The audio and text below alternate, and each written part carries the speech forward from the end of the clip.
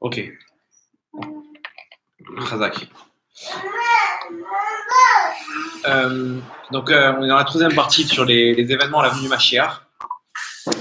Et donc, dernière partie. En fait, on avait expliqué le dernier cours, c'était l'importance de Gog ou Magog, pourquoi il fallait passer par une période aussi difficile que ça. Et on avait expliqué, le premier cours, c'était sur Révélé Mashiach, les souffrances à la venue du Mashiach, c'est-à-dire tout ce qui est les douleurs que l'homme Israël il va vivre, que ce soit au niveau individuel ou au niveau général. Et on avait expliqué Gog Magog le dernier cours. Et là, maintenant, on va expliquer les autres événements qu'il y aura jusqu'à la fin des temps et l'éternité. Donc, on va expliquer en même temps chaque étape, pourquoi elle est là, à quoi elle correspond et comment on arrive à s'en sortir. Donc, on avait dit comme ça. On avait dit la première étape, c'était les Révélé Mashiach. Les Mashiach, c'est les douleurs du Mashiach. On avait expliqué que c'était pour que les gens ils fassent tchouva, pour réparer les avérots à la fin des temps, etc. Toute bon, ceux qui veulent voir dans le premier cours, on avait bien expliqué en longueur le pourquoi du comment. La deuxième étape, c'est le Mashiach qui arrive. Alors, le Mashiach qui arrive, c'est à la fin de ces douleurs. C'est-à-dire que là, on est en train de vivre toutes les épreuves et les machins que l'homme Israël. Au bout d'un moment, on va arriver à une étape où, d'un coup, le Mashiach il va arriver. C'est-à-dire comment ça va se passer. Alors, il y a marqué comme ça que dans les prophètes, il y a marqué qu'il va se dévoiler à tout le monde entièrement. À l'époque, c'était dur, c'était un peu compliqué. Alors, il y a des descriptions qui vont descendre du ciel, etc. Maintenant, aujourd'hui, on peut comprendre. Demain, on peut voir une photo de lui ou je sais pas, une vidéo où il parle, où il est interrogé, où là-bas il réunit des journalistes, et il dévoile maintenant ce qui va se passer. Et ça peut faire le tour du monde en moins d'une heure. Et Hachem ne pourra pas faire le même miracle qu'il y a eu en Égypte, que quand la mer s'est ouverte, et ben même les verres d'eau ils se sont ouverts. Hachem ne pourra pas faire ce même miracle. Oui, mais encore une fois, quand il ne veut pas utiliser les miracles, Hachem il veut le maximum possible faire dans les forces de la nature. Alors, s'il y a un outil comme Internet, comme la télé, etc., qui permet de dévoiler tout en même temps, pourquoi Hachem va faire un miracle alors qu'il y a un moyen de le faire sans miracle? Toujours un clal. Hachem il peut sans miracle, alors il préfère faire sans miracle. C'est pour ça que plein de sadikim, ils avaient la possibilité de faire des Shem Meforash, des miracles, etc. Mais dès qu'ils voient qu'ils peuvent moins déranger Hachem en passant par les règles de la nature, alors ils préfèrent. Ils préfèrent parce qu'en même temps, ça ne touche pas au libre arbitre des gens, etc. Donc maintenant, c'est pas grave. Ils ont leur libre arbitre. On veut pas les pousser, on veut pas faire des robots. On veut pas en fait faire des miracles pour que les gens y croient. Parce que si ils croient parce qu'il y a eu des miracles, alors ça fait. Il faut que ça vienne d'eux. Hachem, il est prêt à ce que ça prenne un peu plus de temps, mais que ça vient d'eux. Hachem en 2 secondes, il peut nous faire tu vois. Il sait exactement chacun dans son cœur quel est son point faible. Et il peut nous faire un événement qui va toucher tous les points faibles de tout le monde en même temps. Et en quelques jours, c'est fini. Tout le monde a fait tu vois. Mais est-ce que c'est nous qui avons fait tu vois? Est-ce qu'on a du mérite à ça? Rien du tout, parce que c'est Hachem qui nous a poussé à faire tu vois. Hachem, il veut que ça vienne de nous. Alors, non prie pour que Hachem nous aide, etc. Et ça peut prendre très peu de temps. Comme ça peut prendre beaucoup de temps. Ok. Maintenant, donc, le Mashiach, comment ça va se passer? Alors, le Rambam, il donne plein d'hypothèses et tout, mais il dit, en fait, on saura que quand il viendra. Parce que c'est tellement vague on dira, c'est ça, en fait, qu'ils ont parlé les Chachamim dans la Gemara. C'est ça qu'il a parlé à Rabbi Shimon Bar Yochai dans le Zohar, mais c'est trop flou. Il n'y a pas vraiment de. En tout cas, c'est quelqu'un qui va être un grand Chacham, plus Chacham que Shlomo HaMelech, qui était le plus Chacham de tous les hommes. Donc, très intelligent, qui va connaître toutes les sciences. C'est-à-dire il va pouvoir parler à Vladimir Poutine, et il va pouvoir lui parler de son loisir, ou d'un truc qu'il connaît sur la science, sur la philosophie, en russe peut-être, etc. Ça va être une sommité, une intelligence au-dessus de la nature. Il va être proche de la névoie de Moshe Rabbeinu, et ça va être un Talmid Chacham énorme. Maintenant, il va arriver à ce que peut-être, c'est quelqu'un qu'on va connaître déjà. C'est un tzaddik qu'on connaît, qui est mêlé dans la foule, etc. Il est peut-être même, dans la politique. Et il va monter là-bas son parti, et les gens ils vont l'aimer, pas que des religieux. Et ils vont se rapprocher de lui. Il va donner un discours qui va rapprocher tous les partis du Ham Israël. Et les gens ils vont voter pour lui. Il va pouvoir monter au pouvoir comme ça, en tant que Rosh Hashanah, en tant que Premier ministre. Et l'athlète, il va parler, il va emmener les gens à la tchouva, il va donner une nouvelle identité au Ham Israël, une nouvelle vision des choses, que tout le monde va être d'accord. Tout le monde va aimer ça. Les Chilonim, ils vont aimer cette Torah. les religieux, il va tous se rapprocher, que ce soit Breslev, Rabat, religieux extrémistes, religieux d'Atiléoumi et machin, etc. Haredim, tous les partis va les réunir, et même les peuples du monde, il va les réunir. Même les peuples du monde, ils vont dire, attends, il parle bien celui-là. Nous aussi, on veut qu'il soit notre roi. On veut qu'il soit notre roi nous aussi. Pourquoi? Alors, ils vont commencer à demander à ce qu'il les dirige, ils vont donner des conseils d'abord, etc.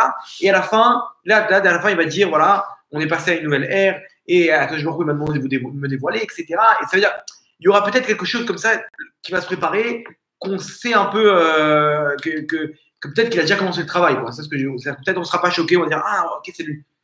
Ou peut-être, ça peut être un dévoilement direct. Quelqu'un inconnu, on ne connaît pas. D'un coup, il prend la parole, il commence à faire des choses en disant c'est moi le Mashiach.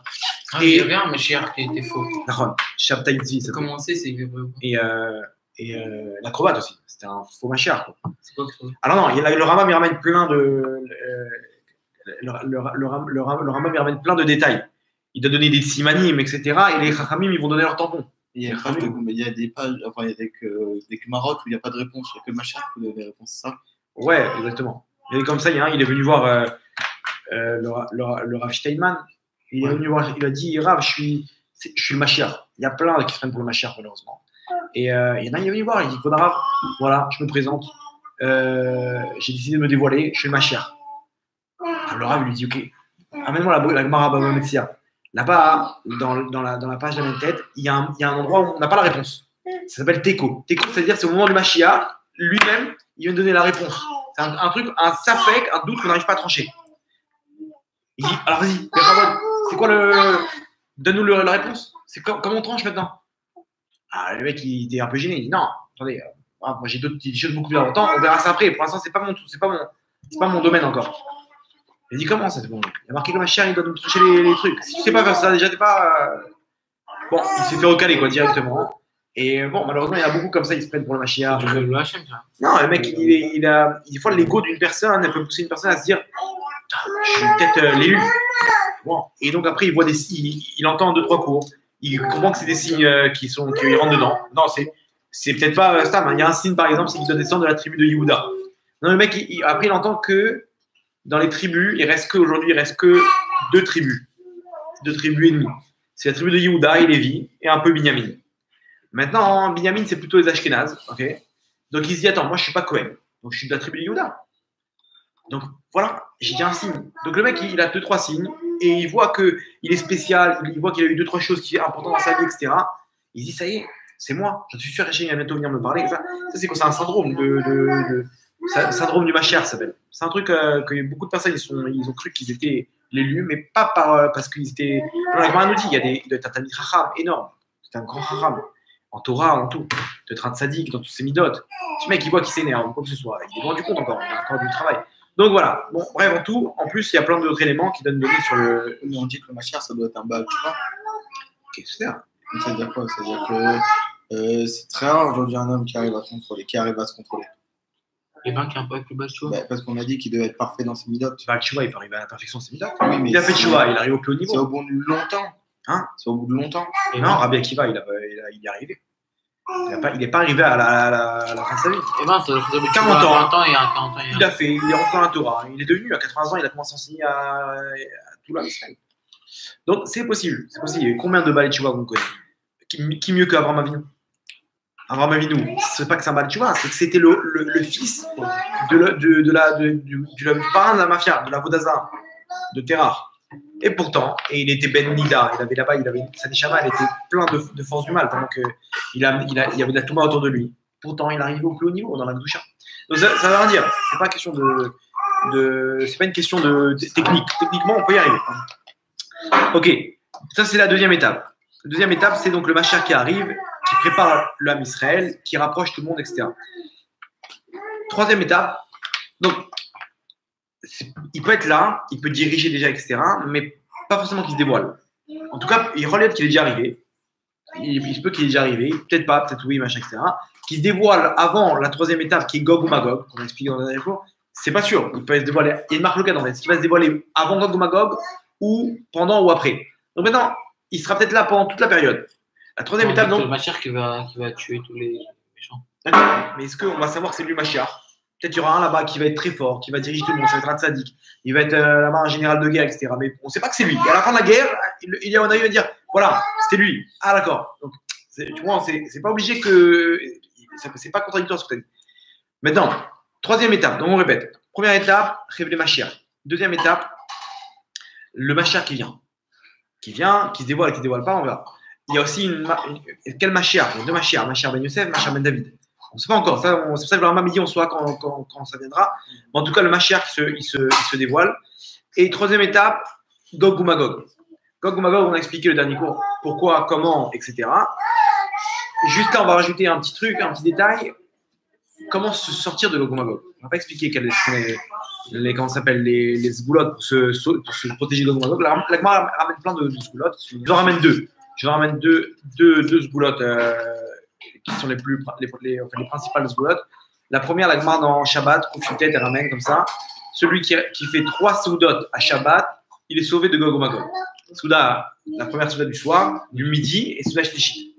Il y en a plein qui ne font pas de souda shlichit. Non. Hein? Plein, il y en a plein. Ils font pas, ils prennent des petits gâteaux, des bégalés, des machins, etc. Ils font un petit apéro avec du pain. Une souda, c'est avec du pain. Obligé avec le pain? Ouais. Ah, merde. Une souda, c'est qu'on fixe, c'est avec du pain. Ah, tu vois, là, c'est en bâtiment. Ils font une grosse souda et tout, mais après, c'est sûr, il doit avoir du pain. ouais, pas de pain. Dis-leur. Mon oncle, le père de Nathan, toujours, il emmène du pain chez lui un peu. Alors, c'est pas grave, dis-lui qu'il t'amène un protos. C'est Ouais, important. genre, je te dis, tout le monde, il faut. Dis-leur la Gemara. Non, il ne faut pas. Mais c'est dommage, il aurait pu avoir une carte en plus pour. On ne sait pas qui mérite pas. Au moins, tu as ça. Tu as une carte, voilà, tu as un joker de t'en sortir.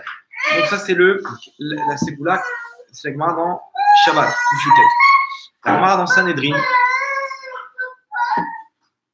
Je vais rester au cours.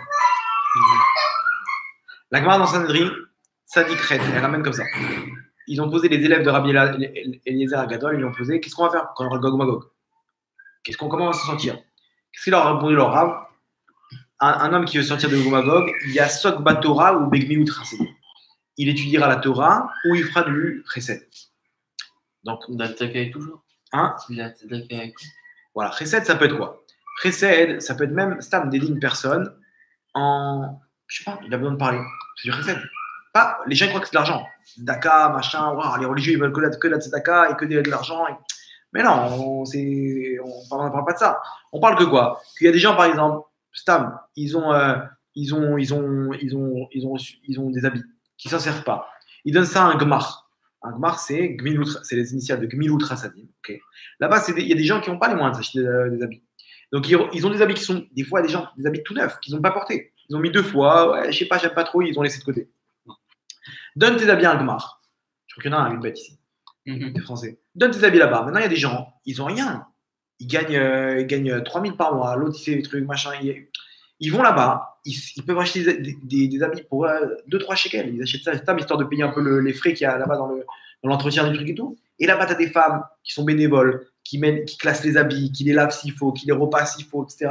Ils les mettent dans du papier, ils mettent 3-6 ans, 2-4 ans, machin, etc. Tout est classé, tout est bien organisé, etc.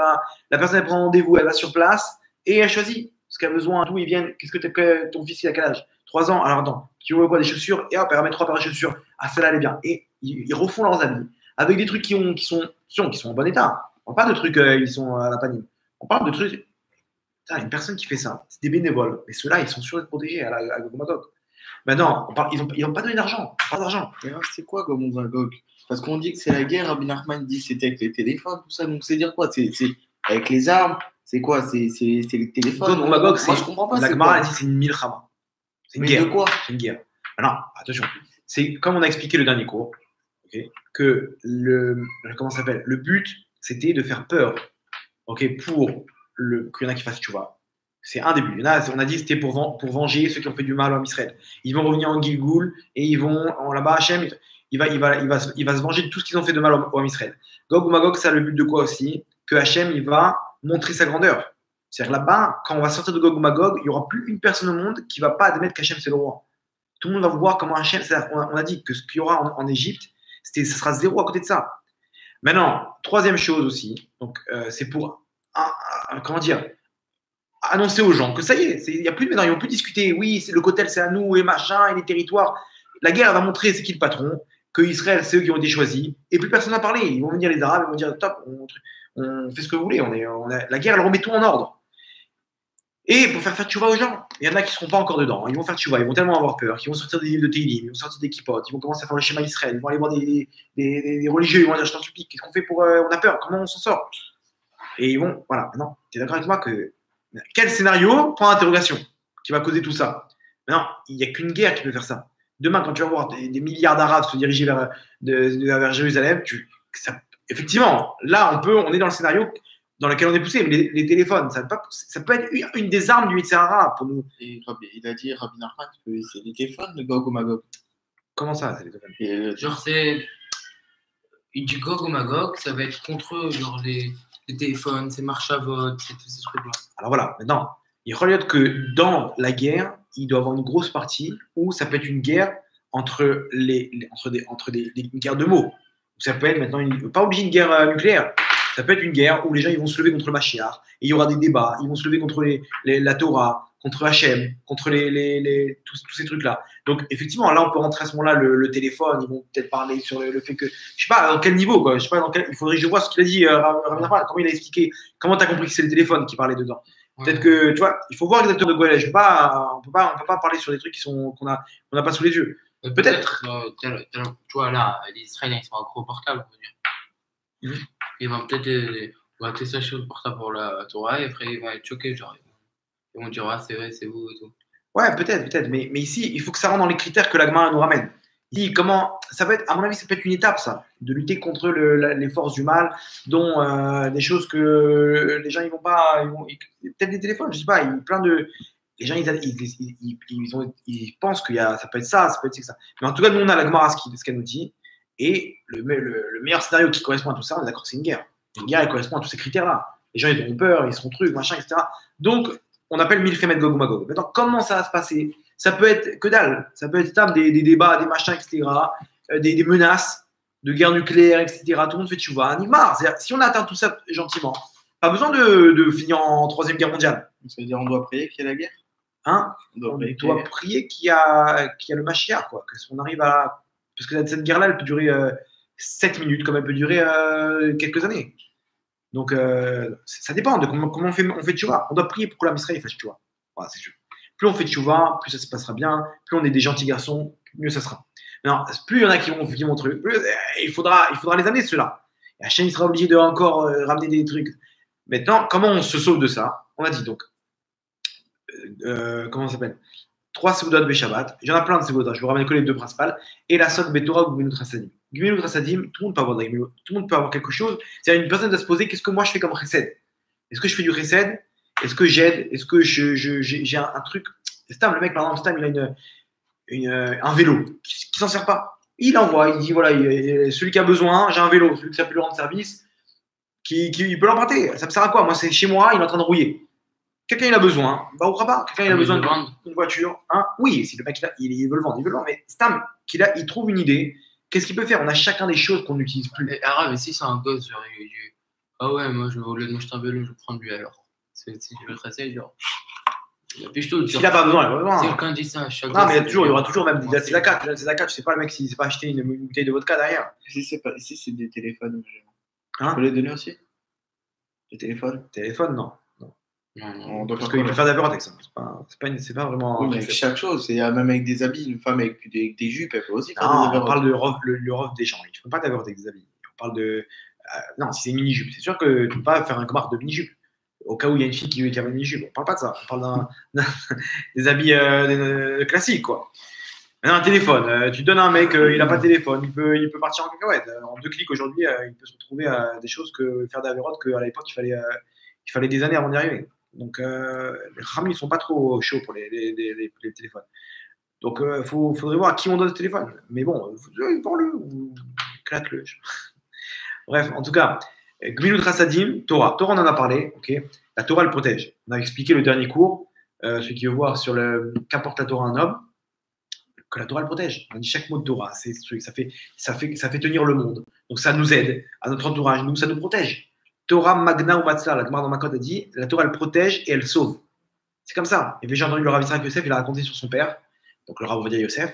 Il a raconté, il disait il y a une quarantaine d'années, il était parti avec son père, il avait accompagné son père aux États-Unis pour un voyage de Chizouk, de renforcement. Et de là-bas, ils sont partis, ils étaient à Dallas et ils ont pris un avion pour New York. L'étape d'après, c'était New York. En plein milieu, l'avion il commence à basculer, gauche, droite, machin. Le Rav, il a entendu, il était en train d'étudier la Torah, il était dans sa Gemara, et il voit les gens qui commencent à. C'est le Rav Yitzhak Yosef qui raconte, donc son fils qui est aujourd'hui donc le grand Rabbin d'Israël. Et raconte, il dit, je vois l'avion basculer gauche, droite, gauche, droite, gauche, droite. Les gens ils commencent à paniquer. Vite, les stewards qui sortent de la cabine, vite, mettez les ceintures, machin, etc. Les masques à gaz qui descendent, les masques qui descendent, il faut les préparer, machin. Les gens ils commencent à crier, s'angoisser, machin. L'angoisse terrible dans le vol. Le Rav Yitzhak Yosef, il dit à son père, il dit, papa, il y a un petit problème là. Apparemment, il y a un problème et tout. Qu'est-ce que tu en penses? Qu'est-ce que tu dis, Rav Yosef? Arrête d'avoir peur. Peureux. Quoi peureux? On va s'écraser là.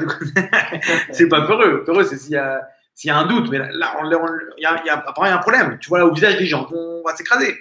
Bon, il m'a dit peureux. On va se renforcer en Emouna. Et il voit que ça s'aggrave. Mais pire que ça, c'est qu'il a éteint le moteur, le pilote, parce qu'il y a un problème dans l'essence. Il y a un trou dans le truc d'essence. Et maintenant, ils peuvent plus utiliser sur le peu d'essence qui leur reste. Ils sont obligés de planer. Et ils cherchent un endroit où atterrir. Il n'y a pas d'endroit où atterrir. Il n'y a que des montagnes en dessous. Ils cherchent un aéroport le plus proche, machin, etc. Et le mec, il crie, et trouvez-moi un aéroport, et machin. Ils ont très peu de temps, ils sont en train de planer. Ils utilisent le moteur dès qu'ils peuvent, etc. Mais ils ne peuvent pas trop utiliser le moteur parce que ça bouffe l'essence. Et il y a une fuite là-bas, etc. Catastrophe. Il y a les gens qui crient, les machins, ils se prennent dans les bras, les gens, ils commencent à. Et lui, bon, là, c'est pas une question de peur ou pas. On va y passer. Il faut faire quelque chose. Il dit, papa, je te dérange encore une fois, mais apparemment, l'avion, il va s'écraser. C'est sérieux. Arrête d'avoir peur. Ouais, écoute, Yitzhak. Il dit, écoute, il me reste 14 pages à terminer. Ok, ne me dérange pas, je t'en supplie. Bon, ok. Là, il continue à étudier. Là-bas, il y a une femme, elle est arrivée. Dis au rabbin de prier.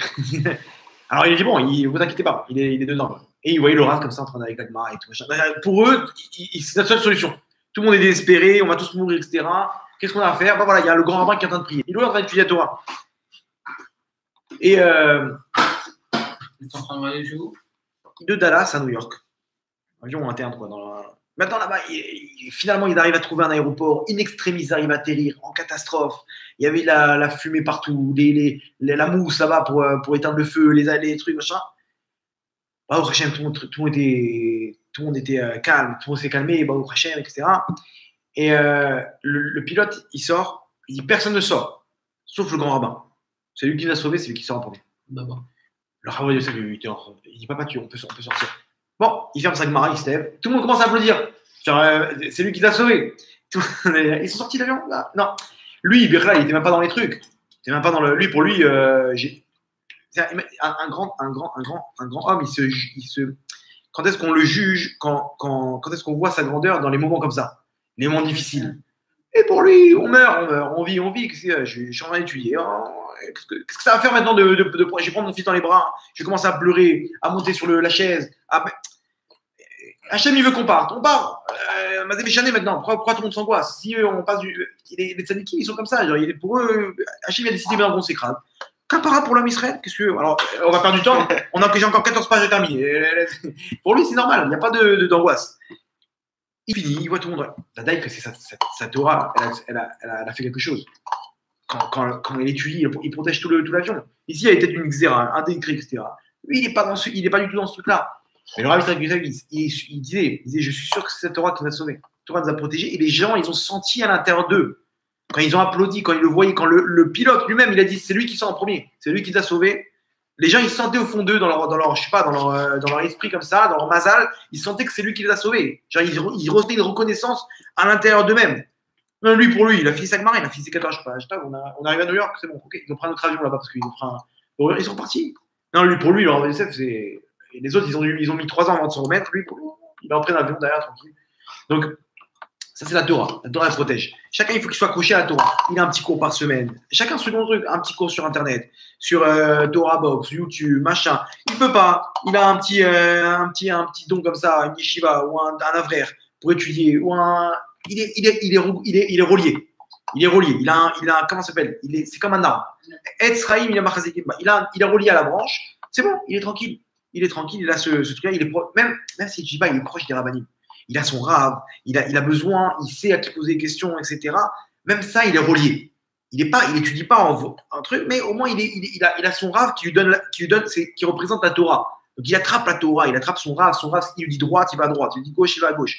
Vous comprenez, il a son truc. Donc, Chesed et Gemilut Chassadim. Comme ça, le Rav Kanievski leur a dit quand il y a eu l'histoire des couteaux, à Jérusalem, là-bas, il commençait à voir les Arabes, ils commençaient à sortir les couteaux, etc. Et on dit, Rav, qu'est-ce qu'on fait? Il dit, c'est le Mashiach. Il dit, alors quoi? Comment on fait?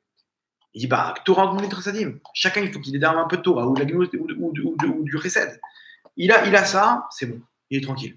Il est protégé, la Torah le protège, elle sauve, le Chesed aussi, etc. Ça, c'est la troisième étape, donc Gog ou Magog. Quatrième étape, Yemot HaMashiach, les temps du Mashiach. Alors, c'est quoi les temps du Mashiach? C'est quoi Non, on n'est pas encore. Ça, c'est après Gog ou Magog. Yemot HaMashiach, c'est la période qui va faire la transition entre ce monde-là et le monde futur. Le Olam Haba. Hein? 200 ans. Non, j'ai expliqué. Maintenant, le 221 ans, en fait, le monde, il doit aller jusqu'à 6000 ans. Ce monde-là, le tikkun, la réparation finale, elle prend 6000 ans. C'est-à-dire qu'on est obligé de terminer à 6000 ans. Maintenant, il y a 3 Triyat Ametim, 3 résurrections des morts, comme ça les Chachamim me disent, où entre chaque Triyat Ametim, il y a 40 ans. C'est-à-dire qu'entre la première et la deuxième, 40 ans, la deuxième et la troisième, 40 ans. 80 années. Ok. Donc le Mashiach, il est obligé d'arriver avant Triyat Ametim. Avant cette période de Triyat Ametim, de résurrection des morts, qui est de 80 ans. Voilà, donc maintenant, 6000 ans moins 5779, ça fait 220 ans. Enlever 80 années, ça fait combien? 140. 141, exactement. Ouais. Comment, prof? 221 moins 80. Ah, je sais pas. Ouais, ok, 141. Donc, obligé, maximum, il est obligé de venir le Mashiach dans 141 ans. Maximum. Non, dans maximum. Mais si Rav Kanievski, c'est le rabbi, il a dit que son beau-père, il a dit qu'on était maintenant à la génération. Non, on y est. Mais non, cette période-là, toi, tu sais combien de temps elle va durer? Non, mais des fois, ça pourrait être décourageant pour quelqu'un, disant qu'il attend tout le temps Mashiach. C'est bien. 140 ans, des fois, il dit. Non, il faut 40 ans, ça donne du. Non, mais quand il se décourage, il prend un verre d'eau fraîche, il se refait sur les moulins et il repart. Et Hachem, il a des enfants à ramener encore. Pour lui, pour pas qu'il se décourage, le pauvre, on va sacrifier des enfants qui doivent faire tchouva. On a un taux de misvot. Pas un taux de tchouva, on a un taux de misvot. Non, il faut que tout le monde fasse tchouva aussi. Mais non, Hachem, pourquoi il a pas ramené jusqu'à dans le Mashiach? Quoi? Nous, on mérite alors que le Rabbi Shimon Bar Yochai, il n'a pas mérité. Le Harizal, etc., des gdolim comme ça. Pourquoi? Parce que Hachem, il veut ramener le maximum de personnes à tchouva. Plus il attend, mieux, plus il y a de personnes qui font tchouva. Aujourd'hui, il y a des gens qui sont rapprochés d'Hachem, que hier il n'y avait pas. Et à chaque jour qui passe, c'est mieux. Il y a des gens à l'inverse. Alors très bien, alors ça, c'est un autre échevol. Ça, ils doivent passer par ces périodes-là. Mais en fait, le compte, vous verrez que c'est un très petit pourcentage. Et pour les gens qui partent en Thaïlande, qui font n'importe quoi. Non, ils sont pas encore. Alors ça, on attend. Ceux qui sont, mais on va pas attendre 25 ans, 30 ans. Non, en une fois. Après, ça va s'accélérer. Ça s'accélère, etc. Et après, même s'ils ne font pas de choupa, encore une fois, la guerre de Gog ou Magog, derrière, elle va mettre le coup de marteau final. Ça va être le dernier truc, quoi. Et là, ils vont faire tchouva. Ok. Maintenant, donc, Yemot HaMashiach, donc c'est 141 ans maximum. Dès que ce sera avant, parce que vous allez voir tout ce qu'il y a maintenant avant Triyat Ametim, il y a encore du truc. La guerre aussi, combien de temps va durer, il y aura tout le temps du machin. On a dit, c'est quelqu'un qui va monter au pouvoir, peut-être, ça prend du temps. Donc, en tout cas, c'est nos petits-enfants maximum, c'est sûr qu'ils y sont. C'est là. Nous, nos enfants, nos petits-enfants maximum, 141 ans, c'est pas beaucoup, c'est 2 générations. Donc on y est. Ça, c'est maximum. Peut-être que ça peut être demain ou dans les prochaines années. Ok. Donc, Yemot HaMashiach. Maintenant, c'est quoi ces temps du Mashiach? Alors, Mashiach, ça vient du terme Meshik. Meshik, c'est quoi? C'est un pont. C'est-à-dire, le terme exact en mathématiques, c'est comment dire? Un segment, voilà, entre 2 points. Le Meshik, ok, c'est un autre terme. Dans les comment ça s'appelle? Une droite, ouais, dans le tableau là, voilà. FX, F2X là. Vous vous rappelez ce truc là? comment ça s'appelle? C'est la fonction. Voilà, c'est une fonction. Ah ouais. Voilà, une fonction. Elle est entre deux points. Entre deux points, ok, cette fonction, elle a la capacité de relier deux points. Elle part d'un point, elle arrive à un autre point. Le Mashiach, c'est cette fonction-là, qui va réunir deux points. C'est quoi ces deux points qui va réunir le Mashiach? C'est quoi son rôle? Le Ramchal, il dit comme ça. Le Mashiach, il a un rôle de réunir les deux périodes. Notre période où on se trouve maintenant et la période du monde futur. Il va faire le lien. Vous êtes d'accord avec moi que le monde futur, ça va être un monde où on va être tous avec Hachem. Hachem, c'est le roi. On est encore loin du compte. Il n'y aura plus le corps. Non, il y aura, mais il sera de plus en plus spirituel. Jusqu'à l'éternité, où là, ça sera presque que spirituel. Mais dans ce monde-là, dans un monde physique. Ah ouais? Ouais. C'est-à-dire qu'on pourra boire et tout? Oui, pour faire les misotes et tout. Et ça sera fini le compte des misotes? Non, pas du tout. Sauf qu'il n'y aura plus de Yitzhara. Ça sera maintenant la bataille, elle sera comment faire la mitzvah. Il y aura des niveaux. On pourra toujours. Une mitzvah, on peut la faire à l'infini. Il y a des niveaux dans la mitzvah même. Il y aura comme un Yetzirah de ne pas la faire bien. Voilà, exactement. C'est-à-dire, ce sera un moins bon Yetzirah Tov. Mais alors pourquoi Hachem ne peut pas venir le Mashiach tout de suite? Et puisqu'on peut faire des mitzvot après. Donc pourquoi il ne peut pas venir Hachem tout de suite Mashiach et après on fait des mitzvot? Ça n'a rien à voir quand tu as un Yetzirah face à toi. Ça n'a rien à voir. Quand tu as l'Yetzirah, le mérite, il est 10 fois plus grand. 1 milliard de fois plus grand. Après, c'est des petits mérites, ça y est, c'est fini. Quand quelqu'un va voir le Mashiach, il va voir comment Hachem s'est dévoilé, etc. De faire des mitzvot, ça n'aura plus le même mérite. On va vouloir parce qu'on aime servir Hachem. Mais il n'y aura plus le même enjeu que quand Hachem n'était pas dévoilé. Il était caché. Que tu faisais quand bien même les mitzvot dans le noir. C'est énorme. Quand tout est allumé, tu vois que là-bas, c'est la direction. Tu y vas, quand la cavode, mais on va pas te jeter des fleurs. Mais quand tout est noir et tu dis non, j'y crois, il y a un mur. Je m'en fiche, je veux rien savoir. Hachem m'a dit c'est là-bas, c'est là-bas. Et ils foncent quand même. C'est hyper grand. Tu vois. Ok. Maintenant, il faudra faire le pont. C'est-à-dire que le Mashiach, il va préparer la génération à devenir tous des Ovdei Hachem. On va tous être des tzadikim, etc. Il va faire le lien.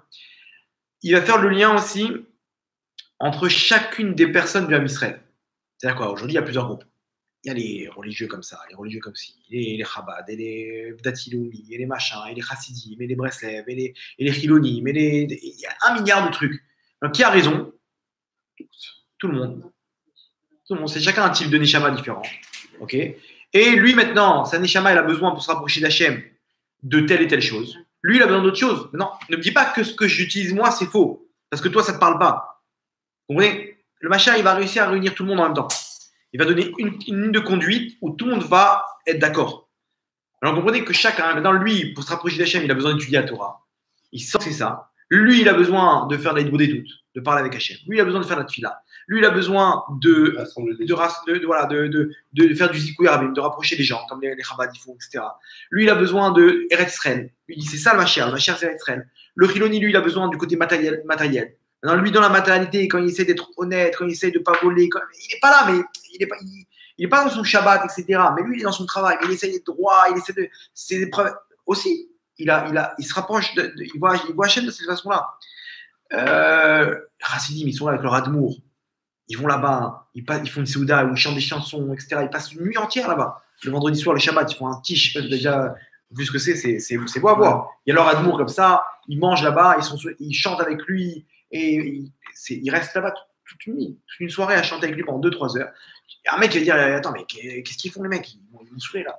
Viens, on étudie la Torah, qu'est-ce qu'ils font? Non, lui, c'est comme ça qu'il se rapproche d'Hachem. Le but, c'est de se rapprocher d'Hachem. La Torah, c'est qu'un comment ça s'appelle? Un outil. Le but, c'est Hachem. Maintenant, comment tu arrives à Hachem? Vas-y, méchané, qu'est-ce qu'on s'en fiche? Mais ne viens pas me dire que ce que j'utilise comme moyen pour me rapprocher d'Hachem, il est faux. Parce que c'est ça, c'est aujourd'hui ce qui se passe. Ouais, les Haredim, ils font pas l'armée. Mais eux, ils voient la Torah comme un moyen de se rapprocher d'Hachem. Maintenant, eux, ils font l'armée. Alors, les Datiloumi, ils vont dire non, nous, il faut faire l'armée. Toi, c'est comme ça que tu vois. Mais Chava de la Brioute, c'est comme ça que tu dois faire. Donc même des personnes, si elles ne sont pas religieuses, mais elles sont droites dans leur travail, dans leur façon d'être. Voilà. Peut-être qu'il y a mieux à faire. Oui. Mais ça à leur niveau, aussi ils font quelque chose. Dans la voiture, eux, c'est le petit boulon comme ça, qui sert un peu à rien, ok, mais qui sert. Je me rappelle un jour, on est sorti d'un mariage. Je ne sais pas si j'ai raconté cette histoire ou pas. Et mon frère, je devais rentrer avec mon frère. Et il voit qu'il avait un pneu crevé. Il faut changer. Maintenant, comment on a fait? Il a enlevé en fait les 3 boulons, Ok. Et le quatrième du pneu, il est resté. Maintenant, le problème, c'est quoi? Il y a quand même un garagiste qui m'a expliqué après. Il m'a dit il ne faut jamais faire ça. Il faut dévisser d'abord les 4, il faut les desserrer un peu les 4, et après les enlever. Il m'a dit parce que quand tu enlèves 1, 2, 3, tout le poids il tombe sur le quatrième et il peut le tordre, et à ce moment-là, tu ne peux plus l'enlever. Donc on est resté coincé avec une vis du pneu qu'on n'arrive pas à desserrer. Parce que le truc, il n'était pas assez. Elle était tordue à l'intérieur. Je sais qu'il y a un mec là-bas d'à côté, un mouchard, il est sorti avec des outils, des machins, il a trafiqué, il a réussi à sortir le truc. Mais on est resté coincé il y a un bon quart d'heure, 20 minutes, comme ça, essayer de se battre, etc. On était à 2 sur le truc et tout. Rien à faire. Il m'a expliqué, il m'a dit j'arrive à faire ça. Parce que comme il est serré très fort et tout le poids il tombe sur ce truc-là, il le tord et après tu peux sortir. Donc, de là, j'ai appris un truc. Je me suis dit, attends, regarde, moussard de folie. Le Ham Israël, c'est pareil. Tu peux voir une petite vis, tu dis, ah, c'est rien dans la voiture, ça, aucun rapport. Par rapport au moteur, par rapport au volant, à la boîte de vitesse. C'est rien. C'est quoi cette vis? Non, cette vis-là, elle peut te permettre de te bloquer pendant un quart d'heure, 20 minutes. Vous comprenez le moussard ou pas? Pareil, il y a un mec qui dit, ouais, mais qu'est-ce qu'il voit celui-là? Et tu vois, par là, ce qu'il fait dans le Ham Israël, celui-là, tu rigoles. Lui, peut-être que lui, ce qu'il fait, s'il faisait pas ce qu'il faisait aujourd'hui, bah, le Ham Israël n'aurait pas pu avancer comme il faut. Il aurait été bloqué dans ce qu'il doit faire dans sa réparation. Ah bon, c'est possible ça? Bien sûr. Lui, c'est un grand sadique. Ok. La famille Baba Saleh, etc. Oh, eux, c'est des moteurs. Il y a besoin de moteurs. Mais il y a besoin aussi de... Vous comprenez? Donc chacun, il apporte son truc. La Torah, c'est l'essence. C'est ça qui fait avancer le véhicule. Tu me dis maintenant, non, il ne faut pas étudier la Torah. T'as rien compris. Si on n'étudie pas, ça n'avance pas. Après, il va dire, ouais, mais il faut aussi des trucs. Ok, mais si on n'a pas les pneus, on ne peut pas avancer non plus. Et si on n'a pas le moteur, si on n'a pas... Chacun, il est important. Vous comprenez? C'est les 12 tribus. Chaque tribu, elle a apporté quelque chose. Et maintenant, le Ham Israël, aujourd'hui, c'est exactement ça. C'est des tribus dans les Neshamot. Moi, j'ai des Neshama qui appartient à tel type de sphère dans les mondes d'en haut, etc. Et chacun, il amène son truc. Dans le Mashiach, il va réussir il va être à niveau, il va rassembler tout le monde.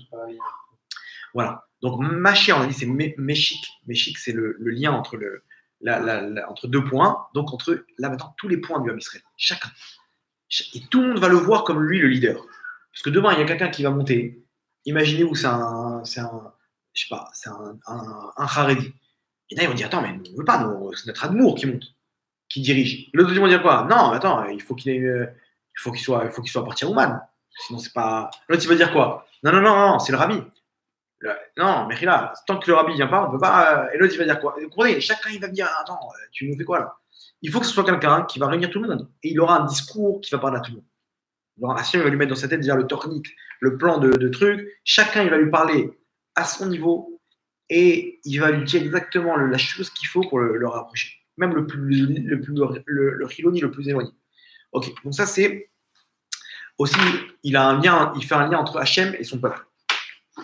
Hachem et son peuple, il va faire entre guillemets le mariage. Hachem va faire le mariage. C'est le Gilgoul du serpent, le Mashiach, vous savez ça? Hein? Le serpent de Adam et Chava, qui a fait fauter Adam et Chava. C'est le Gilgoul, c'est à la fin, il est venu en plein de trucs. Il est venu en Esav d'abord, etc. Après, bon, bref, à la fin, après, il est venu en Benaï ou Ben Yehuda, c'était le général de David. Il est arrivé à bien réparer tout son truc. Rabbi Vital, c'était le serpent. Non, après, Rabbi Vital. C'était quand il y a eu l'histoire que la Rizal est venu dans son rêve, qui lui a dit qu'il fallait le tuer. Ah oui, mais non, qu'il était le Mashiach. Pas, mais non, le serpent, il a un bon côté aussi. Le mauvais côté, il a réparé au fil des temps. D'abord, il est venu en Esav, il était dur. Quand il est venu en Esav, il avait un gros côté du mal. Après, il a enlevé un peu une couche, après il devient bon. Et à la fin, son rôle, c'est quoi? C'est de réparer la Vera qu'il a causée. Qu'est-ce qu'il a causé? Il a brisé le lien qu'il y avait entre Hachem et Adam Arishon.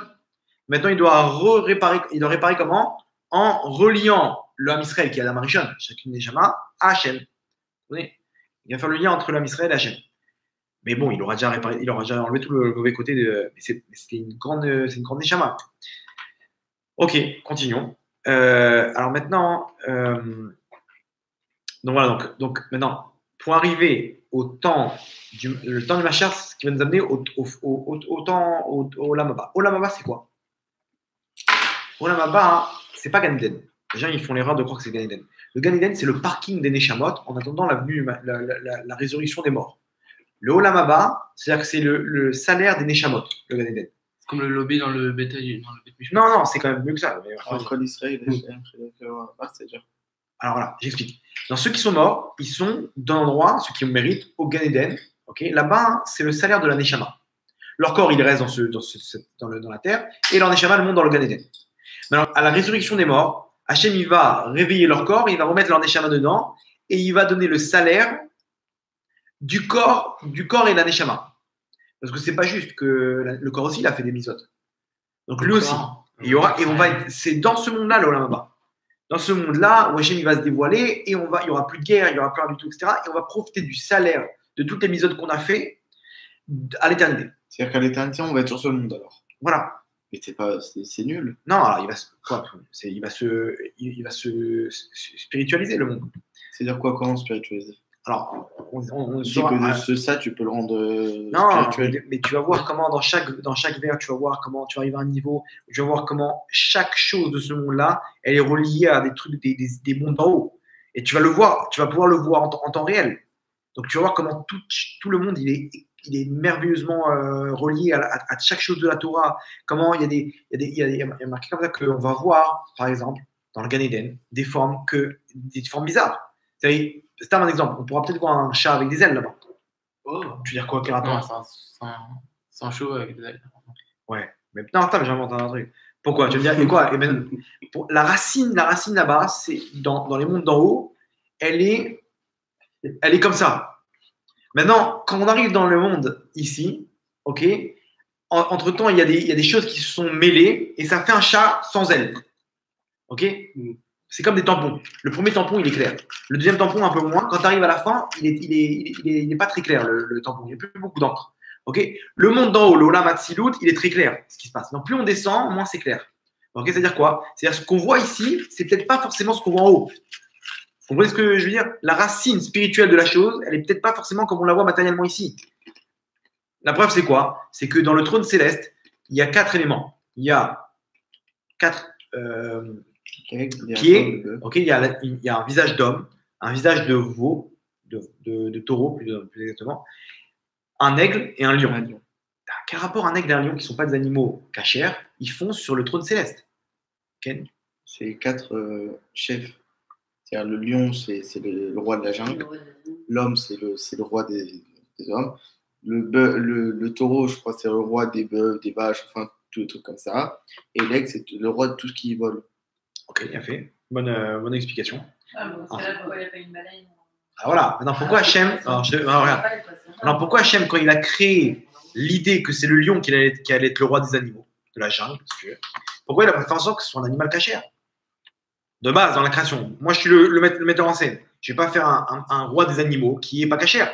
Alors que la vache et l'homme, ils sont cachers. Et l'aigle, le truc, tu comprends l'idée? Alors maintenant, en fait, ces animaux-là, ils sont cachés en haut, l'aigle et le lion. Mais quand ils descendent dans les mondes d'en bas, ils sont alliés aux forces du mal, qui fait qu'ils ne sont pas cachés ici. Vous comprenez? Pas caché. Ouais. Ah, c'est pour ça qu'au Beth Amikdash, la fumée forme un lion. Peut-être, ouais, il y a plein de. Vous comprenez, c'est-à-dire quoi? C'est-à-dire, en haut, on va voir des choses qui sont. C'était à l'époque, ça. C'est la racine d'en haut, elle n'est pas forcément comme on voit ici. C'est pour ça qu'en haut, il y aura des surprises, etc. au Gan Eden. Et maintenant, tout ça, on va le voir en temps réel. Le mec, il va prendre son verre, il va voir l'eau comme ça, il va faire chaque avec d'or, il va voir comment des noms d'Hachem, ils vont se finir dans les trucs, il y aura l'eau comme ça, comment ça va rentrer en sa neshama, etc. Il va vivre sa Torah, ses mitzvot, etc. Mais à un niveau de sens, ça va être c'est ça l'éternité. C'est que chaque fois, il va augmenter de niveau, il va rencontrer Hachem d'une autre forme.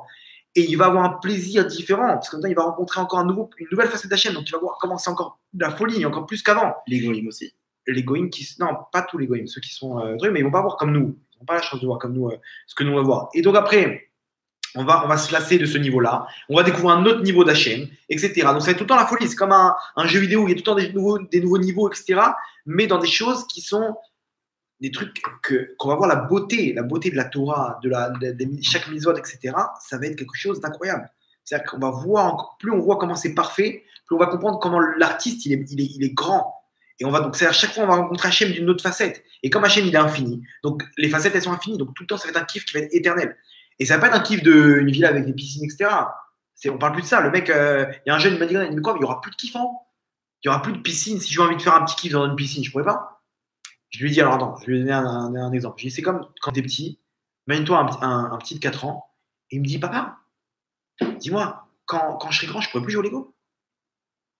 C'est marrant ou pas? C'est-à-dire, quand tu vas dire, on va répondre quoi? Tu vas dire, non, aujourd'hui, tu aimes les Lego, parce que dans cet état d'esprit, quand tu vas grandir, tu vas voir, c'est des ch'touillottes.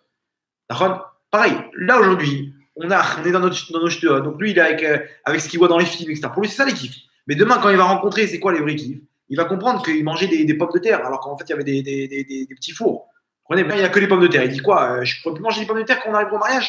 Mais tu rigoles quoi? Tu vas voir là-bas les sushis, tu vas voir les trucs, etc. Vous comprenez? Donc, c'est exactement pareil. Donc, encore une fois, les rabbins me disent que le plaisir, il sera indescriptible, quoi. Bref, bon, avançons dans le truc. On a encore quelques étapes à faire. En tout cas, le lien pour arriver jusque là, vous voyez un peu ce qui se passe dans la rue. Il y a du chemin à faire. Donc ça, c'est le rôle du Mashiach. Il va préparer tout le monde comme ça. Il va créer un engouement vers il va faire le lien entre les deux étapes. Ok. Et le Harizal dit que chaque chose au monde, elle a un lien. Entre chaque élément, il y a des liens. Par exemple, là-bas, il ramène les éléments, chaque élément comment ça s'appelle, les animaux, les minéraux, etc. Vous savez qu'il y a des liens entre eux. Quand un gobelet, un lion, il y a un lien. Non, entre des catégories qui sont proches. Par exemple, vous savez qu'il y a plusieurs éléments dans la nature. Il y a les minéraux, il y a les plantes, les végétaux, il y a les animaux, il y a les hommes. Le Harizal dit qu'il y a des liens entre chacun. Par exemple, c'est quoi le lien entre le minéral et le végétal? Le Harizal, il ramène par exemple le corail. Le corail, c'est quoi? C'est un rocher qui est vivant. Ça vit. Il y a des trucs comme ça, il y a qu'on voit sous l'eau. Le corail, c'est quoi? C'est un moitié plante, moitié minéral. Minéral, c'est tout ce qui est pierre, tout ça, rocher. Ces trucs qui sont inertes. Okay, les végétaux, c'est vivant. Tu l'enlèves de sa terre, il meurt. La pierre, tu l'enlèves de la montagne où elle continue à vivre. C'est quoi le lien entre les deux?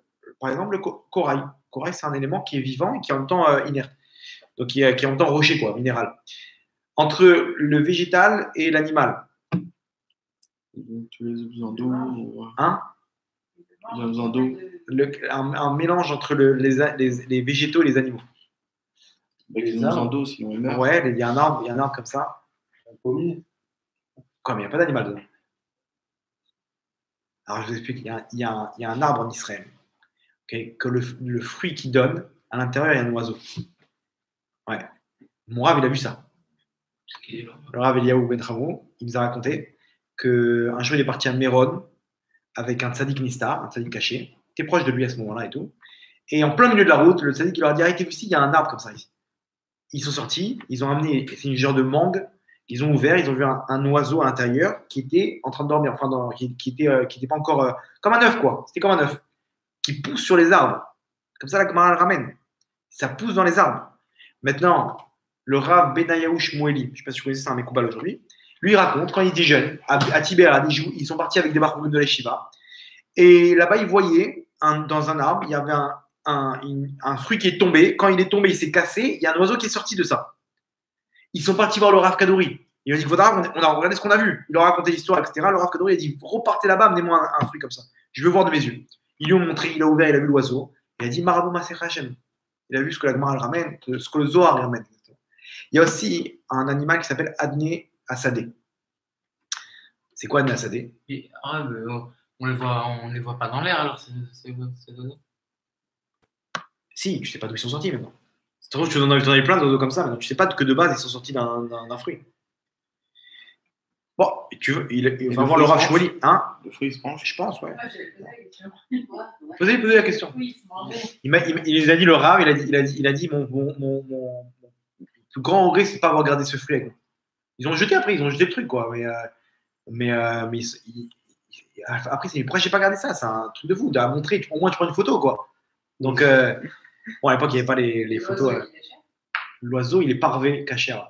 Il est parvé, non, mais il est parvé. Il pousse un arbre. Non, mais c'est une question. Il est parvé. Il a pas de Boré Pérez, je sais pas. C'est des questions. Tu fais chez l'école comme c'est des Tu fais, ouais. Non, Boré Pérez, il pousse de là. Si le champignon qui pousse dans la terre, comme il vient de comment ça s'appelle, de moisissure, on fait chalcol. Pas besoin de Shreda, Alors, on fait pas Boré Banama. Donc là, l'oiseau, on fait Boré Pérez. C'est-à-dire, tu peux l'ouvrir en deux et manger. Il faut le cuire, quoi. C'est bon. Mais pas bon. Je pense pas qu'il y ait un shrita, parce qu'il pousse d'un endroit. Ce qui sort du cœur. Il y a un cœur. il y a un. Non, il faut qu'il meure. Non, je pense qu'il faut lui faire une shrita pour le tuer. Quoi. Pas que... Mais quand tu l'ouvres, il y a marqué comme ça que si jamais il y a un veau dans le ventre de la maman, Quand tu fais une la vache, shrita, il est kécher. quand tu fais la shrita, hein, tu vois, t'ouvres le ventre, tu vois qu'il y avait un veau à l'intérieur. Qu'est-ce que tu fais? T'as l'air de manger ou pas? Oui. Cachir la madrine. Tu prends de la shrita, quoi. La shrita, elle est bien faite. Mais non, les Khamim, ils ont imposé qu'on fasse une shrita pour pas que derrière on juge mal. On dirait, t'as vu ça? Ils sont en train de taper un veau. Ouais. C'est la meilleure viande, ça d'ailleurs. Un veau comme ça, c'est le meilleur. Et de ça, la peau qu'on sort de ce veau-là pour écrire Sefer Torah ou des tefilines, c'est la meilleure qui existe au monde. C'est le mec qui veut faire les meilleures tefilines de la terre, c'est d'une peau de cet animal-là, d'un veau qui était dans le ventre de sa mère. Et elle est pure. Ok, maintenant, donc pareil, à l'intérieur du truc, si le fruit il est cachère, l'animal il est cachère, il y a un clal dans la Torah. Ce qui sort du tahor est tahor, ce qui sort du pur est pur, ce qui sort du tamé est tamé. Apporte deux choses, le lait qui sort du sang, vous savez, le lait c'est du sang de base. Okay. Et le miel il est créé par les abeilles, mais les abeilles sont impures. Pourtant il est cachère le miel. Quoi? Non, c'est le sang de la femme, je pense. Et le lait, voilà, le lait c'est le sang de la femme qui se transforme en lait. C'est parfait en plus. Et c'est ouais peut-être. Non, c'est pas du vrai lait. C'est une femme qui donne à manger à son fils. C'est pas du vrai lait, c'est pas vrai. Il peut prendre un steak après derrière le petit ici. Ok, il a fait. Donc voilà. Maintenant, il y a Adné Assadé, on a dit. C'est quoi Adné Assadé? Alors là, ça c'est intéressant. C'est un homme, ok, qui est relié à la terre par son nombril. Il a un cordon ombilical, il vit sous la terre, ok. Et des fois, il sort. Maintenant, il est relié par son. Comment on le tue? Non, il est carnivore. C'est un genre de loup-garou, quoi. Il a une apparence d'homme, mais il peut. Maintenant, il est marqué comme ça. Dans la Gemara a dit que quand Hachem il a ramené des bêtes féroces, il est marqué qu'ils ont amené aussi le Adné Assadé. Lui, il est sorti sous la terre comme ça, et dans le périmètre qu'il y avait autour de lui, de son cordon, il massacrait tous les Égyptiens. Ça existe vraiment, les loups-garous, comme on voit dans les films? Ouais, peut-être qu'ils ont copié de ça. Ils ont vu un jour comme ça, ils ont fait des contes, tout ça. C'est quoi Adné Assadé? Enfin, j'ai pas compris. C'est un homme c'est un animal qui a une apparence d'homme, qui est relié à la terre par son nombril. Ça s'appelle Adné Assadé. Regarde sur Google ce qu'il raconte dessus. Adné Assadé. Adné Assadé. Ouais, Adné Assadé. Et regarde. Maintenant, comment on le tue? On lui coupe le cordon ombilical, là, le cordon, et il meurt. Il peut pas. C'est ça qui le relie à la. Et maintenant, il le relie. C'est-à-dire, il a un mélange de. C'est comme une plante. C'est comme il est enraciné à la terre et il est animal. Vous comprenez? Voilà, exactement. Ça, c'est un mélange entre les deux, entre l'animal et l'homme. Alors, le Harizal, il dit le singe. Le singe, c'est le mélange entre l'homme et l'animal. Et bon, il y a aussi la sirène. Pourquoi il a parlé de la sirène? Il y a la sirène aussi. C'est un mélange entre le dauphin et l'homme. Ok. Bon, bref, on va pas rentrer. En tout cas, vous voyez que chaque chose au monde, elle a un lien. Un lien entre la catégorie d'avant et les deux catégories qui sont proches. Il y a un lien entre les deux. Pareil, le Mashiach, il va faire un lien entre les deux. Le monde voilà, là-bas et les deux états. Exactement. Donc, ça, c'est ce qu'on a dit. On répète. Révéler Mashiach, c'est toutes les souffrances à vue du Mashiach. Deuxième étape, le Mashiach qui arrive. Troisième étape, Gog ou Magog, la guerre de Gog ou Magog. Quatrième étape, Yemot HaMashiach. Donc maintenant, on va transformer tout l'âme Israël, on va le former au Lamaba. Okay, donc tout le monde va se rapprocher d'Hachem, tout le monde va voir Hachem comme un roi, etc. Les plus éloignés, même nous on croit qu'on est des proches d'Hachem. On est des bras cassés, on verra qu'en fait, on a beaucoup à apprendre de ce qu'on croit, être. Ensuite, on est quoi? 1, 2, 3, 4, cinquième étape. Binyan Yerushalayim. On va reconstruire Yerushalayim.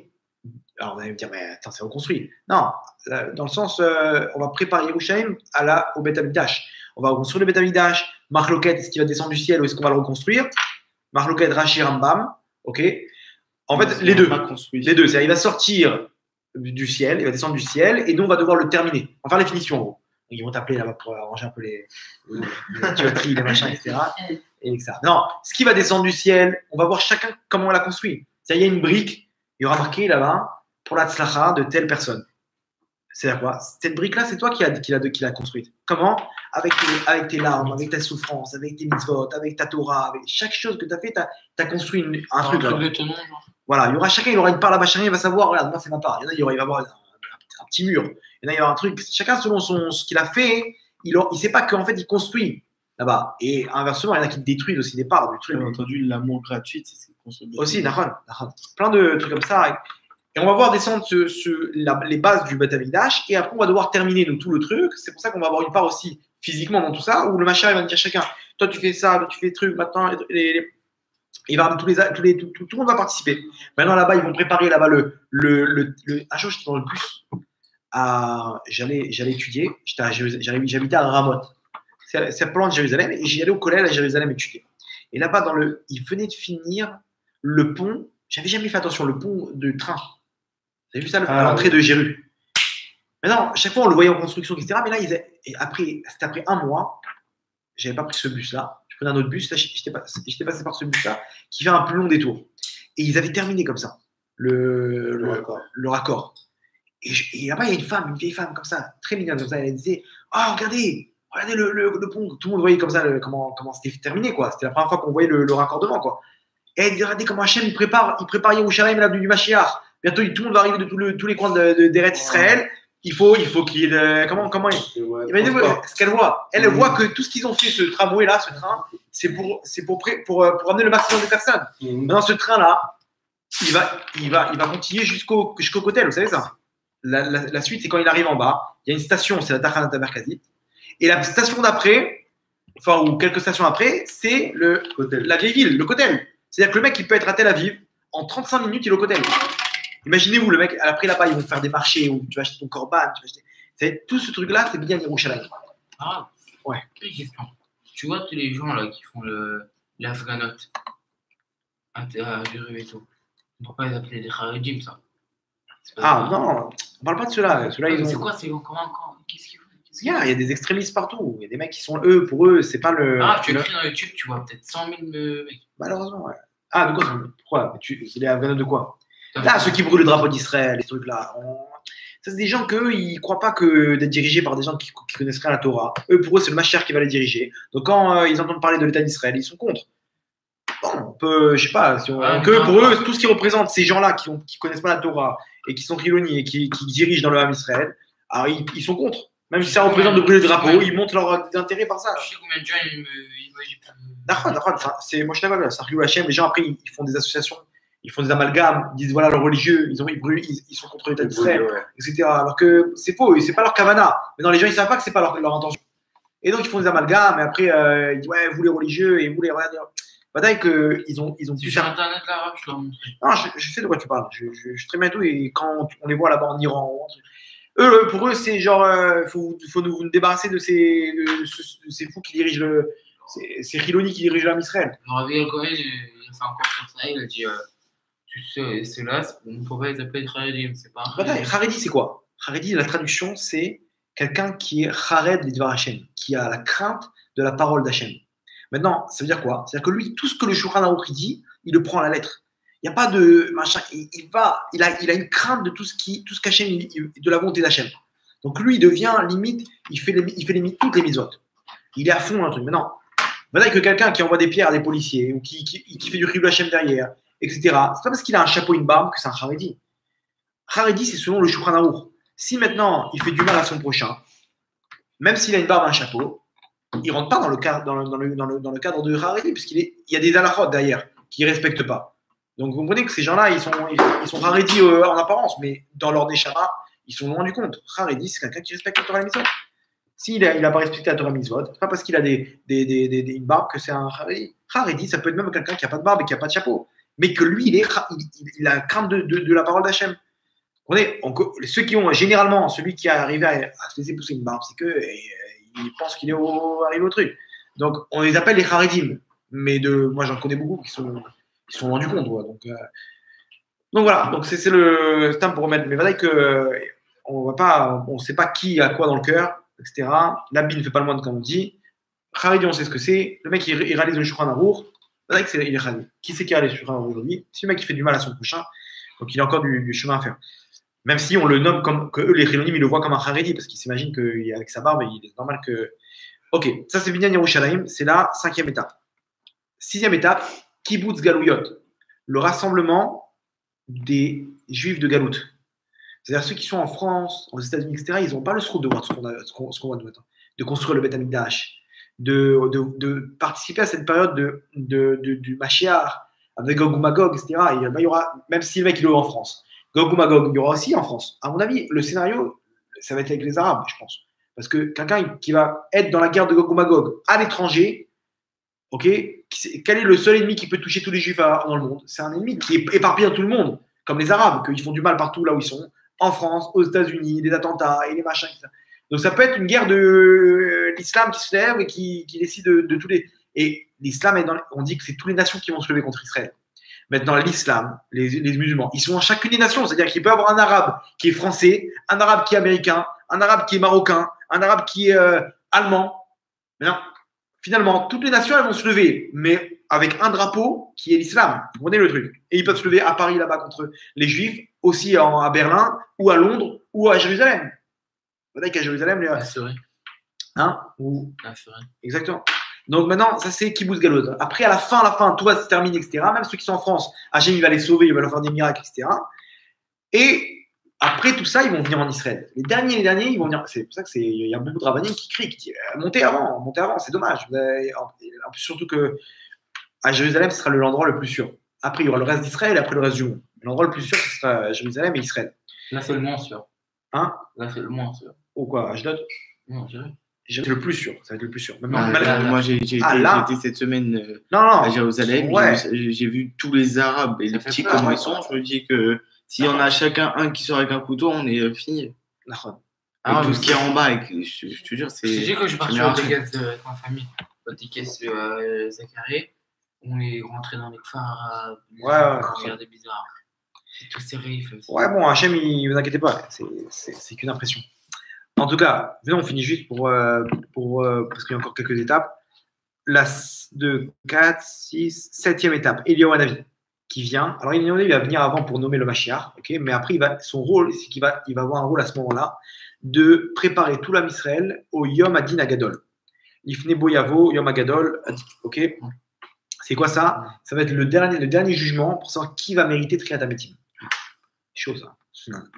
Et après Triat Hametim, donc il y a la période de résurrection des morts, comme on a dit, qui va rester sur 80 années. Ok. Après, il y aura le 6e ère, ok, Elef Hashishi, et à Jvi, ok. Après, il y a Olam Haba, destruction du monde, renouvellement du monde, Elef Hashmini, Elef Hachi, Elef Assyrie. Ouais, le monde il va se détruire, il va se recomposer. Avec tout on sera là, attention, ceux qui seront là, ils seront là. Mais il y aura une recomposition du monde dans c'est un peu cabalistique. J'avais entendu aussi qu'il y a des couleurs qu'on ne connaît pas. Ah, peut-être il y a des sons de musique qu'on va découvrir. Le 8e, le 9e, 10e. 10e, oui, c'est. Le Mashiach, vous avez marqué qu'il va réveiller. Comment il va réveiller les morts? Avec la musique. Il y aura le 8e son, la note de David Ameller, qu'on ne connaît pas. Imaginez-vous tout ce qu'on arrive à former comme. C'est quoi? Il y a 7, Do, Ré, Mi, Fa, Sol, La. Il y en a 8. 8. Alors il y aura le 9, il y aura un nouveau son qui va donner beaucoup plus de force dans la musique, qui va permettre de réveiller les morts. C'est-à-dire, il va prendre tous ceux qui jouent de la musique, il dit quoi, tu fais quoi toi? La guitare? Viens, je t'apprends. Il va lui apprendre le son. 7. Ok. Donc le 8e son, il va lui apprendre, il va dire maintenant, vas-y, va au cimetière d'Ashdod et joue. Commence à jouer. Imaginez-vous, quelqu'un, il entend une musique incroyable, ça le transporte. Imaginez-vous là-bas, il entend la 8e note, ça peut réveiller les morts. Et 9 et 10, ça va être quoi? 10, après il y aura 9, 10e son. Après là-bas, il y aura pour le 3e Tamigdash, il y aura des chants là-bas, ça va être des trucs. On n'a pas notion, on n'a pas idée quoi. Et ça va pas s'arrêter ce kiff? Non, éternité. Après il y a Olam Haba, donc on a dit Olam Haba, destruction du monde, recomposition du monde. LFA. Destruction, s'il y a encore des gens ici. Non, c'est comme une recomposition, il y aura de nouvelles choses qui vont se mettre en place. Donc pour ça, il va redétruire le monde, le recomposer avec nous-mêmes, ceux qui ont mérité quoi.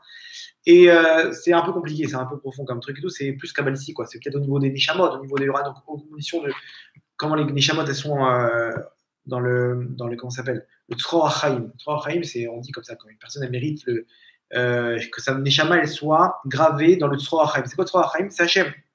Qu'on retourne à Hachem. Bon, c'est compliqué, on sait même pas de quoi on parle. J'essaie de vous expliquer, mais j'ai aucune idée de ce que ça donne quoi. En tout cas, comme ça il dit Zachram, il y aura Khurban Haolam, Chidush Haolam. Une recomposition. Pourquoi? Peut-être à l'occasion, peut-être on fera un cours sur ça militaire. Ensuite, il y aura Elef Hachi, 9e millénaire, 10e millénaire, et après l'éternité. Voilà, après c'est parti pour l'éternité. Chacun il a une raison, ok. Le Ramchal il ramène un peu comment à quoi ça ressemble de chacun des trucs. Et donc imaginez tout ce qu'il y a. Ce qu'on fait maintenant, on ne s'imagine pas comment le mec il s'est levé un matin, il a mis cette filine, il a fait Shabbat, il a pris sur lui une mitzvah, etc. Tu ne te rends pas compte, c'est sur l'éternité. Là, Elaf Hashishi, Jvi, Shmini, Netzach, l'éternité. Tous ces trucs-là, c'est-à-dire la personne qui fait un acte maintenant dans l'obscurité, il a une incidence sur l'éternité. Regardez de quoi on parle. 7e millénaire, 8e millénaire, 9e millénaire, 10e millénaire. Chaque chose qu'il fait, il a une portée exponentielle dans tous ces mondes-là. Imaginez-vous, pourquoi Stam, tu t'es levé un matin, tu as pris sur toi truc pour aller faire la tefila en minyan, ou il a pris sur lui Shabbat, ou il a pris sur lui faire attention à un truc, il a pris sur lui un peu de Torah, il a pris sur lui la tefila, des Tehillim. On ne se rend pas compte comment Hachem donne des cadeaux. Stam, le mec, il met des tzitzit sur lui, des tzitzit, chaque jour encore. Mais c'est exponentiel. Ce qu'il fait maintenant, c'est des diamants qu'il récupère pour plus tard. Vous comprenez, on n'a pas idée de ce qu'on fait, etc.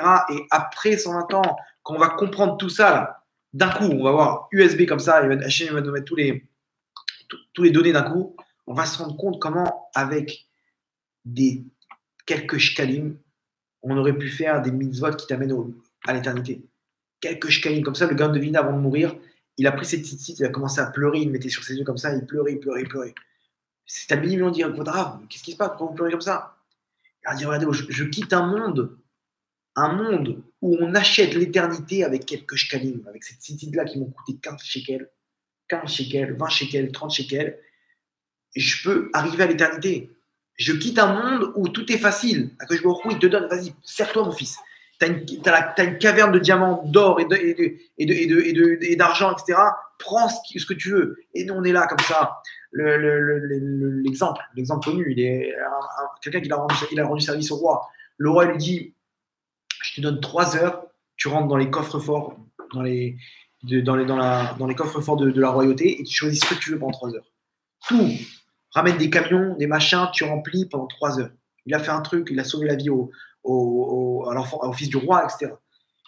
Maintenant, les conseillers du roi, ils disent, écoute, vous êtes fous. Il va, en 3 heures, il peut vous vider tout le truc. Il dit, ouais, vous avez raison, j'ai fait une bêtise, j'aurais dû dire mon temps. Il dit, bon, laissez-nous, on va gérer. Et ils organisent maintenant, ils font une enquête sur ce personnage. Qu'est-ce qu'il aime? Quels sont ses goûts? Ses trucs? Tout sur sa vie. Et là-bas, maintenant, le mec, il a préparé des camions citernes, des camions de déménagement là-bas pour pouvoir entrer le maximum, faire des allers-retours avec des sacs poubelles, avec des valises, des machins, remplir le maximum. Et là-bas, dans le long couloir qui l'amène jusqu'au coffre-fort, là-bas, ils lui mettent un orchestre, bidiouk ce qu'il aime, Mozart, la 7e symphonie de Beethoven, je ne sais pas comment c'est. Ils lui mettent là-bas le truc, il rentre. Wow. Attends, on a 3 heures de temps. D'abord, laisse-moi faire ça, Bessimra, tranquille. Petit truc. Là-bas, c'est des chansons de 8-9 minutes. Et il fait un kiff. Oh, c'est trop bon. Et comme ça, il avance. Maintenant, il voit un buffet. Oh, les sushis, j'adore. Ah, il se pose comme ça. Dafka, mes goûts. Et il voit comme ça. Après, les côtes d'agneau, les machins. Il se pose. Il fait un kiff comme ça. Et à la fin, encore une chanson, encore un truc. Et machin. Il kiffe sa tête comme ça. Et les trucs et tout. Et il ne voit pas le temps passer. Et il arrive à la fin, il voit comme ça la sirène qui commence un truc, il te reste 1 minute avant que les portes se referment. Comment ça, 1 minute? Qu'est-ce que c'est ça? Et il prend comme ça, il arrive 3-4 diamants comme ça, ça tombe, machin, il court, il sort comme dans Fort Boyard, les trucs qui se ferment là-bas. Et on lui dit, pourquoi t'as pris tous ces camions là? Il dit, mais non, je me suis fait arnaquer. Ça, c'est l'exemple. Un juif, c'est pareil. Il rentre dans ce monde-là, Hachem, il attrape sa neshama. Il dit, mon fils, t'oublies pas, t'es pas venu pour l'éternité là-bas. Tu viens, te laisse pas attraper. Et là-bas, le Yitzhara, il sait exactement comment l'attraper. Il lui met dans tel endroit, avec les filles, avec les trucs, les jeux vidéo, avec les machins. Et il oublie les tefilines, il oublie les trucs, il oublie les comment ça s'appelle. Et à la fin, il est comme ça, il entend un petit coup de Torah. Voilà, le millénaire, l'éternité, qu'est-ce que tu vas devenir? Il dit, ouais, attends, j'ai rien pris, là, c'est fini, là. Il faut que je prenne le maximum. Il commence à aller des cours de Torah, il prend ce qu'il peut, et voilà, il arrive en haut, il voit mince, j'aurais pu me remplir les poches. Et ça, ce qu'on dit, Ratsa Akadosh Baruch Hu, les écoutes d'Israël. Akadosh Baruch Hu, il a voulu faire mériter l'âme Israël. Les Fichar, Irbalem, Torah, Mitzvot, il leur a multiplié la Torah et les Mitzvot. Combien on a de chance d'être là, de se dire, mince, chaque instant, on peut faire des Mitzvot. Chaque instant, un juif, il faut que ce soit un businessman. il faut qu'il se fasse des kiffs dans les mitzvot. Les mecs, il se fait des kiffs partout. C'est Coco. Il est comme ça, il dépense. Et je me suis fait un kiff, j'ai acheté telle voiture, j'ai acheté telle maison, j'ai acheté tel écran, j'ai acheté tel iPad et tel machin. Il se fait des kiffs, le mec. Moi, je suis un kiffeur, moi. Ok, d'accord, ben, kiffe. Mais t'es un kiffeur pour entendre des chamas aussi. Tu fais beaucoup pour entendre des chamas. Tu viens, je me suis acheté tel talit. Regarde comment il est beau. Tel film, j'ai pris le meilleur. Le Rav, il a parlé là-bas, la peau là, j'ai été la chercher, ça m'a coûté $2000. J'ai fait un kiff, j'ai pris des filines Méhoudar de chez la Badat de Badat. Et le Etrog, il prend un beau Etrog. Fais-toi des kiffs pour des chamas aussi. Il faut que le mec soit un businessman, le mettre de côté, etc. pour le monde futur, parce qu'on part pour un long monde. Et comme ça, on finit avec cette histoire, il y avait un mort Ukva, un Amora, un tzaddik, avant de mourir, il a dit amenez-moi mon carnet de compte de ce que j'ai mis de côté. Alors, il a mis son carnet de compte. Ses élèves étaient là avec lui et il voit comme ça tout ce qu'il a donné comme tzedaka, il a noté. Et il dit faites-moi le calcul. Et il voit, il arrive à une somme 40 000 zouz, un truc énorme. C'est énorme. C'est juste pour que vous ayez une idée, 200 zouz, c'est de quoi vivre un an. 40 000 zouz, c'est une somme en tout ce qu'il a donné dans sa vie. Et il leur dit c'est pas assez, vendez ça, donnez-leur, donnez aux pauvres, machin, etc. Il dit mais votre arabe, vous rigolez. Alvaï qu'on arrive à la moitié de ce que vous avez atteint. Qu'est-ce qu'il leur dit? Il leur dit mais quelqu'un qui part pour l'éternité, il se dit jamais que c'est bon. On peut toujours, au cas où, quelqu'un qui part pour un long voyage, il va prendre 2 sandwichs avec lui, prends une boîte de thon, rajoute encore des trucs, on sait jamais, d'accord? Il sait pas combien de temps il va partir. Prends, sa femme elle vient, elle lui dit attends chérie, qu'est-ce que tu fais? Tu rigoles quoi? Prends ça aussi, et rajoute ça, et rajoute. Mais non, mais c'est bon, ça suffit. Et au pire, non, on sait jamais. Il leur dit pareil, on peut pas dire c'est assez. On part pour l'éternité. Il y a des connaissances. Donc c'est ce qu'il leur dit. Il a dit comment ça que c'est assez 40 000? On part pour l'éternité, le maximum. Vendez encore et encore. Que je perde pas même une salière que j'ai laissée de côté. Même ça, j'aurais pu faire des mitzvot que je pars pas et que j'ai ça, mais j'ai laissé mon, comment ça s'appelle, une partie de moi dans ce monde-là. Vendez tout avec ces taka, tout. Je pars maintenant pour l'éternité. Et c'est ce qu'on dit maintenant. Imaginez-vous tout ce qu'on est en train de vivre ces journées-là. Chaque jour qui passe, en fait, c'est bien. Chaque jour qui passe, de notre côté, nous qui au prochain, on a choisi plus ou moins le bon chemin. Chaque jour qui passe, c'est pas grave. Ok, c'est vrai qu'en attendant, on attend, on se désespère, le Mashiach, est-ce qu'il va venir, on en a marre, etc. On veut qu'il vienne vite. Mais en attendant, on marque des points. Il faut pas dénigrer ça. Parce que chaque jour qui passe, c'est des diamants en plus, etc. Comment on peut encore plus se rapprocher d'Hachem et ça change tout. Un jour de différence, c'est pas la même éternité qu'on va avoir. C'est pas la même place. Et donc voilà, ici, une personne doit se renforcer, de continuer dans le droit chemin. Et ceux qui ne sont pas encore dedans, de leur dire Habibi, tu es en train de rater. Tu crois que tu es en train de kiffer, machin, etc. Tu fais le tour du monde et tout, mais il y a bien mieux que ça qui t'attend. Et donc Vadaï qu'on prie pour que il ramène tout la Misraël à Tchouva, etc. Ceux qui sont déjà, qu'Hachem il nous renforce et qui nous aide encore à marquer des points pour pouvoir encore plus se rapprocher du Baruch Adonai Leolam. Amen, amen.